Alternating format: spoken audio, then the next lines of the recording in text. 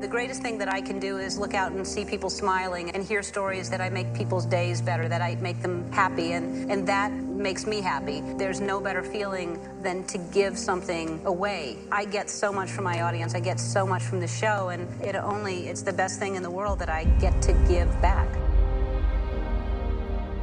I just want to say thank you, because for 5 years you've been my chemo buddy every night, and you've helped me go to sleep with a laugh. I just thank you from the bottom of my heart.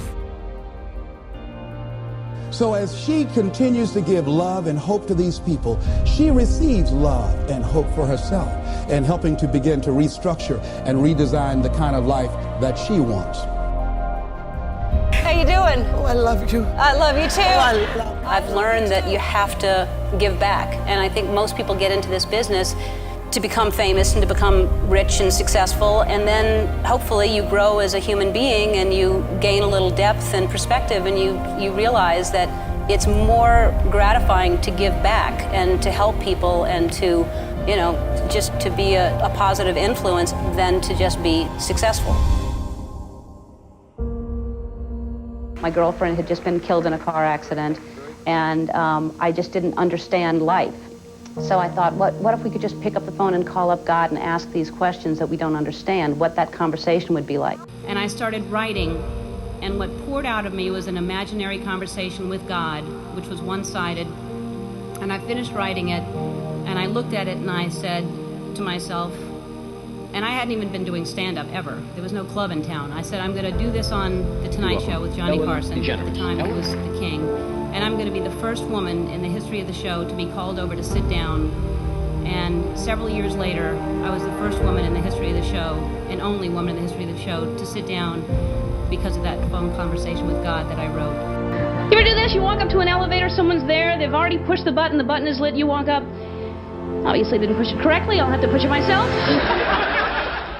I hope to be in acting. I want to do films, I want to do TV, and definitely expand into an acting career, both dramatic and comic. Maybe have my own series like Linda Carter, do some dancing, some singing. The power of the word. You put that out there and you think about it and things happen. Everything leads to where you're supposed to be ultimately if you keep being open and fearless, which I think I had to be fearless to get into this position. Not only couldn't get a job, couldn't get someone on a phone. I mean, literally, the show was canceled and no one called me. I felt sorry for myself. I felt like this isn't fair. I thought people liked me, and why did this change anything? And I still am the same person, and everything felt horrible to me. nervous or what? Yeah. Yeah? Everybody thinks I'm a freak. Someone's opinion of you does not have to become your reality. There are moments when you're going to doubt yourself.